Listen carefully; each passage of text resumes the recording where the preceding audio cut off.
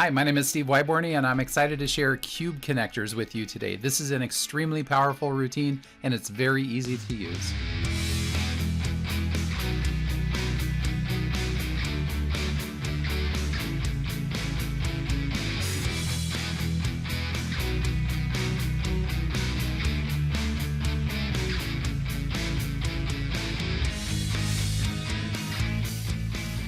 Cube Connectors is a resource that has images on the inside and descriptions on the outside.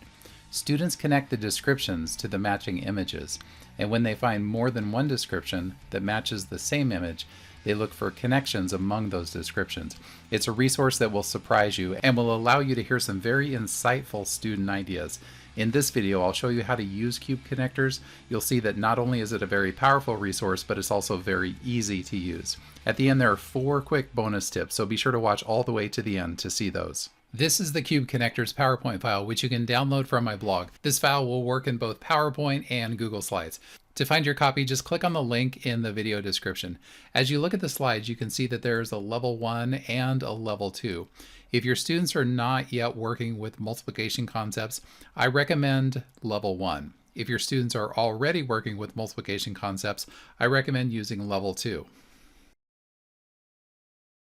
The Cube Connector routine has 4 steps. You can see that there are 4 slides in each level. Each of the 4 slides represents a step in the routine. Let's begin with level 1. In step 1, a single structure appears, and the questions are, how do you see this structure? How else can you see it? How many cubes are there? I've designed the entire level so that guiding text will appear with each click. Even though this is only step 1, be prepared for some powerful conversation as your students see this in many different ways. In step 2, it says I'm going to make 2 copies of this structure, and then when you click, 2 additional copies will appear. And now you can see that the guiding text has changed again.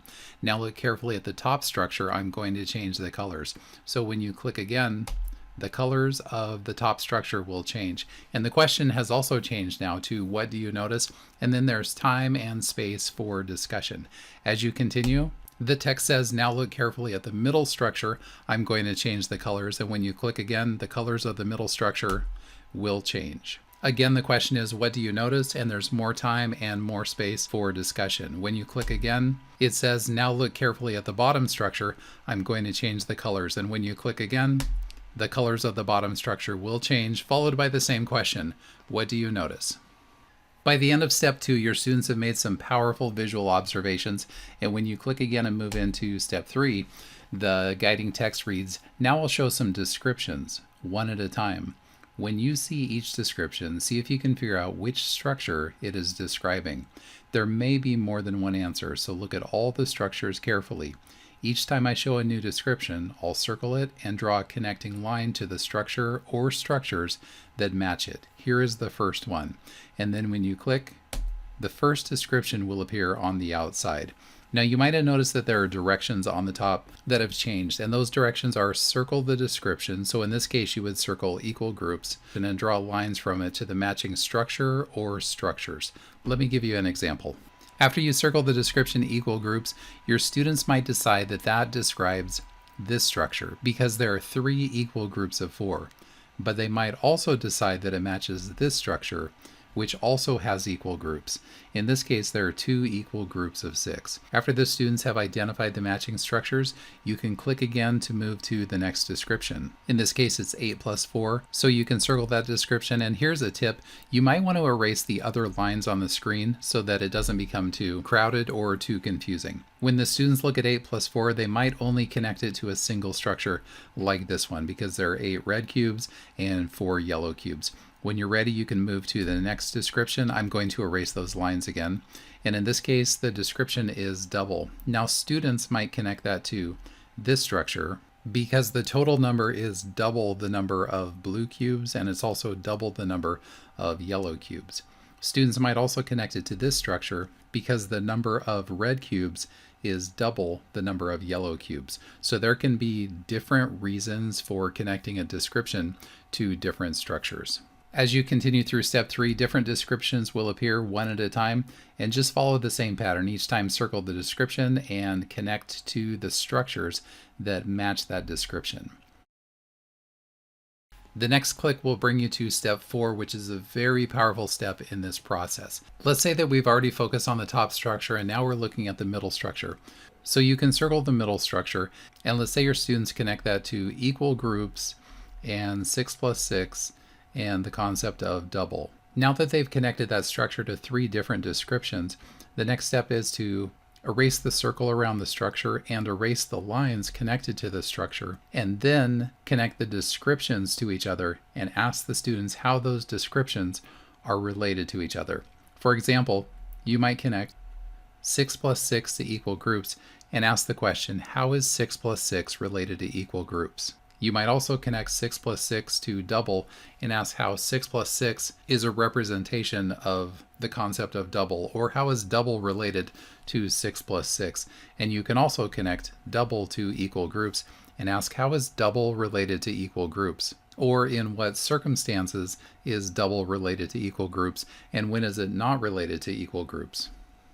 Before we look at level 2, I wanted to point out that before each level there's a quick guide for teachers which you can look at. I've also animated it, so if you click through it will show all 4 steps for you as a quick reminder. For example, step 1 is to examine the structure, step 2 is to duplicate the structure, which you'll do simply by clicking, and to change the colors, which you'll also do simply by clicking forward. Step 3 is to circle the descriptions and connect the structures. And then step 4 is to circle the structures and connect to descriptions. And then connect the descriptions to other descriptions and look for connections. The entire quick guide for teachers is found on a slide so that you can just glance on that. And again, that's found before level 1 and also before level 2. Now that you see how this works, we'll move through level 2 a lot more quickly. And one thing that I would like to mention is that some teachers don't go through all of the steps. For example, a teacher might choose not to go through step 1 or step 2, but they might begin at step 3, where the structures have already been shaded and the descriptions are introduced. And that's fine to do. If you would like to spend more time on step 1 and step 2, or to begin at step 3 or step 4, those are options that you have. This resource is meant to be flexible for you. To help us focus on steps 3 and 4 in this level, I'm going to show you an example of connections that students might make. In this level 2 example, let's say that we're focusing on the second structure and asking students which descriptions connect to this structure. And the students decide that this structure is described by 3 equal groups. But they also recognize that this structure can be described by 1/3, since each of the colors is 1/3 of the entire group. And the students also recognize that this structure is an example of the equation 3 times 5 is equal to 15, because there are 3 groups of 5. From that point, you can ask the question, how is 3 times 5 equal to 15 connected to 3 equal groups? You can also ask the question, how is 3 equal groups connected to the concept of 1/3, and how is 1/3 connected to 3 times 5 is equal to 15? As students look for relationships among these concepts, they might also recognize some additional concepts. A question that might come up is, how is 1/5 related to 3 times 5 is equal to 15? Before we move into the bonus tips, I would like to mention that some teachers prefer not to erase the lines, since there's such a nice visual connection at this point. And even without erasing the lines, you can have a conversation here about how is 1/3 connected to 3 equal groups, or how is 3 equal groups connected to 3 times 5 is equal to 15, or how is 1/3 connected to 3 times 5 is equal to 15. However, many teachers do prefer to erase the lines so that students are looking at the descriptions rather than looking at the structure itself. But that is an option for you. You can choose to erase the lines, or you can choose to leave the lines there. Before we wrap up, I have 4 bonus tips to share with you. Tip number 1 is not every description will connect to other descriptions, and that is okay. In this example, students may connect this group of 6 to 2/3 of 9, but they may not see any other description that connects to 2/3 of 9. Remember that simply connecting a description to a visual is powerful. It will enhance student understanding of both the visual and the description. So if you don't see a way to connect some descriptions to other descriptions, that's okay. Tip number 2 is if you see content that doesn't match what your students are learning, then you can change it.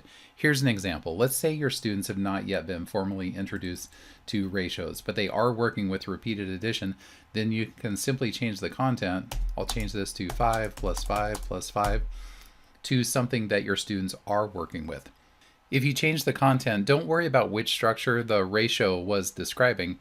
Just make sure that it matches at least one of the 3 structures. Here's one more quick example. I'm going to change this to 6 plus 9 so that it matches this structure on the top. You can see 6 red cubes and 9 blue cubes. Again, use the content that your students are already working with. Tip number 3 is to pay close attention to the language that your students are using and how they are using that language. Words like double can have many meanings. Double can be used as a verb when you double something. It can also be used as a noun, such as 8 is the double. You may even hear students using it in other ways. So listen carefully to not only the words, but the way in which those words are being used. Listening at that deeper level may reveal some very important insights to student understanding. Tip number 4 is don't feel like you need to make every possible connection. It may be better to find just one rich combination than to try to find several. You may wonder why that would be the case. It's because if you go really deep on just one combination, it will allow your students to see and experience that there is a rich depth of connections to be made. The powerful potential of this resource is that it allows students to explore connections at a rich and deep level. In some cases, letting students reach those deeper concepts means covering less content. So don't feel rushed to try to get through every possible connection. Instead, make it your purpose to provide students with an opportunity to see and experience the depth and the richness of the connections they may not have otherwise experienced. Give your students the opportunity to travel deep into new mathematical territory. If you found this video to be helpful, you can subscribe, click the notification bell to be notified when other videos are coming up. And if you enjoyed it or found it helpful, give it a thumbs up down there. And while you're clicking on that, just a reminder that the link to get to this resource is down below in the show notes. So if you click on show more, you'll see the link and you'll be able to download the resource there. Thanks so much for watching.